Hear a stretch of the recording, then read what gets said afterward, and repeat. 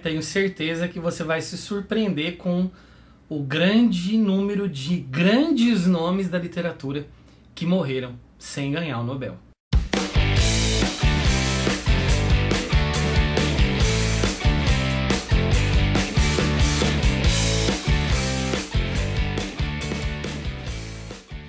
Fala pessoal, tudo bem com vocês? Sejam muito bem-vindos, muito bem-vindas a mais um vídeo aqui da Acrópole. Eu sou o Luigi e no vídeo de hoje eu vou mostrar para vocês aqui, já que nós estamos nas semanas que antecedem, né, o Nobel, a entrega do Nobel de Literatura, para falar sobre algumas questões do Nobel de Literatura. Eu já fiz um vídeo aqui falando de escritores que eu acho que mereceriam ganhar o Nobel, apesar de achar que eles muito provavelmente não vão ganhar. São escritores que eu li, que eu acho que merecem, que eu gostei demais. E o vídeo de hoje é para falar de escritores magníficos que sobreviveram ao tempo, mas que não venceram o maior prêmio da literatura mundial. Antes que eu me esqueça, no outro vídeo eu esqueci de falar para vocês sobre esse livro aqui, que há muito tempo eu já fiz uma resenha quando era época do blog só. Eu ainda não fiz aqui no canal nenhuma resenha sobre ele. É um livro do Jacques Fuchs, que é um escritor brasileiro. O livro se chama Nobel e é uma autoficção muito legal, em que o Jacques Fuchs, ele é o personagem principal do livro, acaba ganhando o Nobel de Literatura, e esse aqui como se fosse o discurso de aceitação do prêmio. E é um discurso extremamente ácido e polêmico, e ele sendo aí o primeiro brasileiro a vencer o Nobel de Literatura. O livro saiu pela José Olímpio, que hoje é um selo da Record. Deixa eu só ver o ano, foi 2018 que esse livro saiu, né? Eu comecei a fazer vídeos pro canal, acho que uns 2 anos depois, só 1 ou 2 anos depois. E então acho que tem resenha dele só no blog. Se eu achar, eu vou colocar na descrição do vídeo aqui. Mas leiam porque é muito legal. E aproveitando já, a deixa para pedir para você se inscrever no canal, ativar as notificações, dar um like, escrever aqui nos comentários o que você acha do Prêmio Nobel, se você gosta desse tipo de conteúdo aqui no canal, e também para você consumir mais vídeos. Caso você possa e queira colaborar mais com o canal, tem o botão Valeu aqui que você pode colaborar com qualquer valor para que o canal continue existindo. Há também uma outra maneira. Se você for comprar qualquer produto na Amazon, use o link que está aqui na descrição do vídeo, porque assim você não paga nada mais por isso, mas faz com que a gente ganhe uma pequena comissão. Como eu disse no outro vídeo, né, gente, o Nobel de Literatura, ele, como muita coisa na sociedade, né, tinha um olhar bastante eurocêntrico, né? E agora o olhar começa, apesar de ser bastante tímido ainda, começa a olhar um pouquinho para outros lugares, né? Mais mulheres são laureadas por mérito, tá? Não é por pena, não, por mérito. E olhar também para literaturas de outros locais, né? Mas há grandes escritores que, mesmo europeus, assim, que são super benquistos, que não venceram. Então o prêmio, ele é quase sempre cheio de polêmicas, né? Eu acho que são vários nomes, mas eu acho que a maior de todas foi justamente a polêmica do primeiro. O primeiro prêmio foi dado em 1901 para o escritor francês Sully Prudhomme. E quando deram o prêmio para esse cara, todo o mercado literário, assim, o sistema literário falou assim, mas como é que o Tolstói não ganhou? E realmente, gente, em 1901 o Tolstói estava vivo ainda, já era um nome muitíssimo forte, já tinha escrito toda a sua grandiosa obra praticamente, e ele só veio morrer em 1910, então não foi só no ano 1, em 1901, do primeiro prêmio que o Tolstói não ganhou. Ele teve 10 anos para ganhar o Nobel e ninguém deu Nobel para ele. Você imagina, um cara que escreveu Ana Karenina, um cara que escreveu Guerra e Paz, que é assim considerado como um dos maiores, talvez o maior escritor russo, junto ali com Dostoiévski e com outros, um dos maiores da literatura mundial, e ele não venceu o prêmio Nobel. Outro que teve chance por alguns anos, mas a gente entende porque na Europa ele era muito pouco lido, né, escreveu em português, ele é brasileiro, mas ele morreu em 1908, poderia ter ganhado. Foram 7 anos até a morte dele, que é um machadão, né, gente? Machado de Assis, escreveu aí Dom Casmurro, Helena, Esaú e Jacó, Memórias Póstumas de Brás Cubas, Memorial de Aires, Quincas Borba, Casa Velha, Papéis Avulsos, assim, aí você vai vendo a porrada de livro que ele já escreveu, né? Que ele foi, inclusive, redescoberto recentemente em alguns países do mundo, sobretudo nos Estados Unidos, onde ele teve vendas que esgotaram muito rápido, assim. E é uma pena, porque é considerado o nosso maior escritor e ele não levou o Nobel de Literatura. Para falar de um cara mais recente, que morreu mais recentemente e estava todo ano cotado para o Nobel, e ele não venceu o Nobel, acabou morrendo antes, morreu em 2018, que é o Philip Roth. Philip Roth, que nasceu em 1933 e, segundo o crítico super chato Harold Bloom, disse que é o maior contador de histórias dos Estados Unidos depois de William Faulkner. Olha a moral do cara. E ele venceu inúmeros prêmios, gente, inúmeros. Só faltou basicamente o Nobel mesmo. E ele é muito famoso por livros como A Marca Humana, O Complexo de Portnoy, também pelo livro Casei com um Comunista e também pelo livro Pastoral Americana. Inclusive a Companhia das Letras lançou um box maravilhoso que numa promoção zona da Amazon eu acabei comprando um box capa dura, coisa linda do Philip Roth. Desses eu li acho que só a Pastoral Americana e acho que eu Casei com um Comunista. Eu preciso ler os outros ainda. Para falar de uma escritora mais recente, agora uma escritora e também brasileira, é a Lígia Fagundes Telles, que faleceu recentemente, né, que nasceu em 1918 e morreu em 2022. A mulher viveu 104 anos. Ela que escreveu livros icônicos como As Meninas, Antes do Baile Verde, Seminário dos Ratos, Ciranda de Pedra.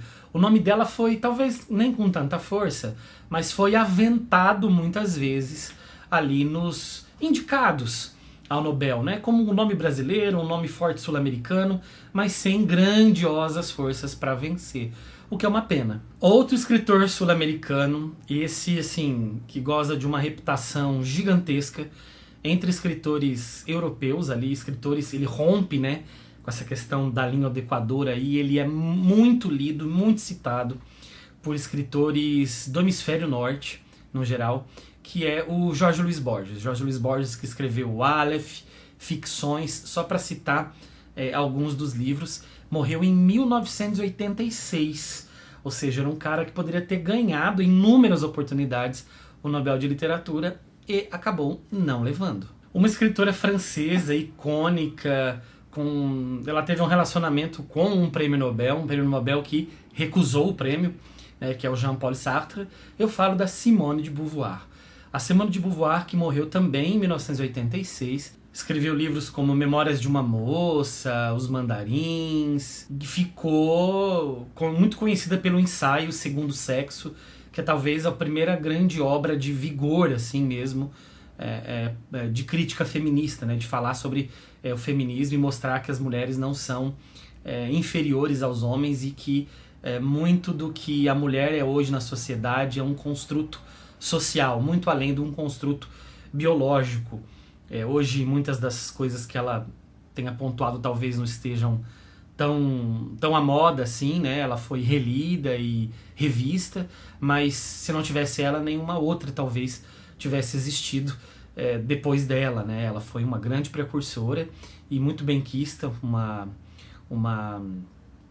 pensadora muito forte, teve muito tempo para ganhar o Nobel e também não levou o Nobel de Literatura. Outra escritora muito famosa, apesar da obra dela não ser muito profícua, ela era quase sempre lembrada, dizendo que merecia, porque as poucas obras que escreveu fizeram muito sucesso.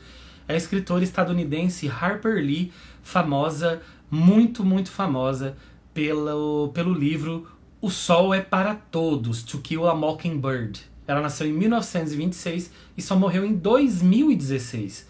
Ou seja, ela teve aí bastante tempo, viveu quase 90 anos, né? 90 anos praticamente. E não venceu o prêmio.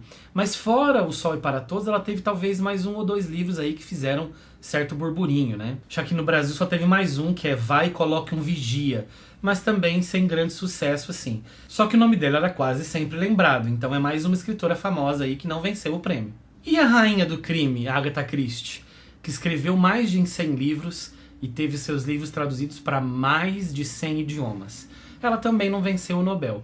É claro que no caso dela era mais esperado, porque o Nobel tem uma certa aversão assim, ao sucesso, né? Quanto mais sucesso de público, muito menos probabilidade de você vencer o Nobel. A proporção me parece ser assim, né? Ou seja, quanto mais você é pop, menos você é literário, artístico, sério, né? A Agatha teve novelas que foram importantíssimas, ela escreveu livros icônicos que foram para o cinema, como O Assassinato no Expresso do Oriente, A Morte no Nilo, Convite para um Homicídio, Um Corpo na Biblioteca, entre outros grandes livros que ficaram aí, foram, como é que eu posso dizer assim, uma etapa muitíssimo importante na formação da vida de um leitor. No meu caso, fortemente ali nos meus 16, 17, 18 anos, em que eu comprava os fascículos que vinham numa revista, que eu assinava a revista, eu pagava um pouquinho mais e vinham uns fascículos, e eu colecionei vários livros da Agatha Christie, e li vários, né? Ela morreu em 1976, ou seja, ela teve bastante tempo, o prêmio começou em 1901, né? Ela nasceu em 1890, ou seja, ela teve muito tempo para poder ganhar o Nobel, mas no caso dela realmente era algo já muito previsível de que não fossem dar o prêmio para ela. Para terminar, gente, mais um nome aí, e se vocês quiserem uma parte 2, eu posso fazer uma parte 2 aqui desse vídeo, se agradar a vocês.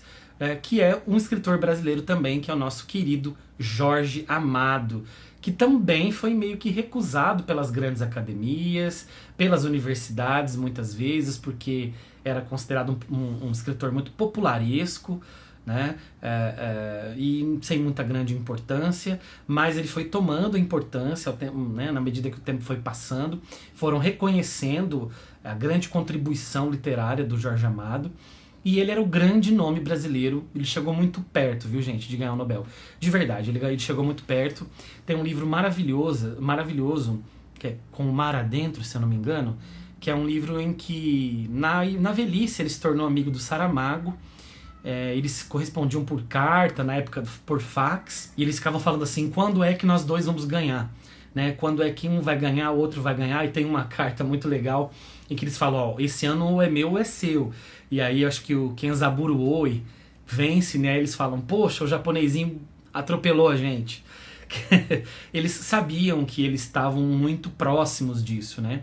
E o Jorge Amado já muito doente, quando o Saramago ganha o Nobel em 98, e ele sai do lugar onde ele estava muito fechado, no quarto escuro, e ele dá uma festa para celebrar o Nobel do Saramago, porque ele sabia da importância que era um prêmio para a língua portuguesa, né? E acho que 2 ou 3 anos depois o Jorge Amado vem a falecer e acaba não vencendo, mas assim, as chances dele eram muito grandes, e ele chegou muito perto de conseguir ganhar. Ele foi um escritor muito lido fora do Brasil, mas infelizmente não deu tempo, né? Infelizmente a gente não conseguiu trazer o Nobel de Literatura para o Brasil com o Jorge Amado, que talvez, junto ali com o Guimarães Rosa e o Drummond, eram os 3 mais tiveram de fato chances, em que a Academia Sueca estava de fato muito interessada em premiar esses caras. É isso, gente, não vou falar mais, senão o vídeo vai ficar muito grande. Eu acho que tá bom aqui, vocês viram quantos nomes interessantes, legais não venceram o prêmio. Quando eu falo de prêmio aqui, eu gosto de falar também bastante de prêmio, né? É importante que a gente ressalte que a literatura não deve viver apenas de prêmios. O prêmio, às vezes, ele coloca uma obra lá em cima, e tem outras obras talvez tão boas quanto, que não conseguem a mesma projeção, né? Então quando você vai pegar um livro que foi premiado, seja num prêmio Jabuti, seja num prêmio Saramago, seja num prêmio São Paulo de Literatura, seja Camões Camões e Nobel já estão muito acima, porque é pelo conjunto da obra, né? Mas às vezes tem escritores magníficos, livros magníficos, que não conseguiram chegar a esses prêmios. Então não se prenda somente a isso. Os prêmios são apenas um dos filtros que podem ajudar a gente a escolher as leituras. E ele não é o único, e ele não é o mais importante. Esse é um filtro que divide protagonismo com vários outros filtros, alguns deles bastante pessoais e subjetivos. Não se esquece de seguir a gente lá no Instagram, tem conteúdo todos os dias, e aqui na descrição do vídeo vão mais 2 links, um para o grupo do WhatsApp do nosso clube de leitura, que se reúne uma vez por mês de modo online, e também para o nosso canal do Telegram, onde eu compartilho ali notícias do mundo literário e também promoções de livros. E é isso, gente, fico por aqui. Nos vemos num outro vídeo. Um abraço e até a próxima!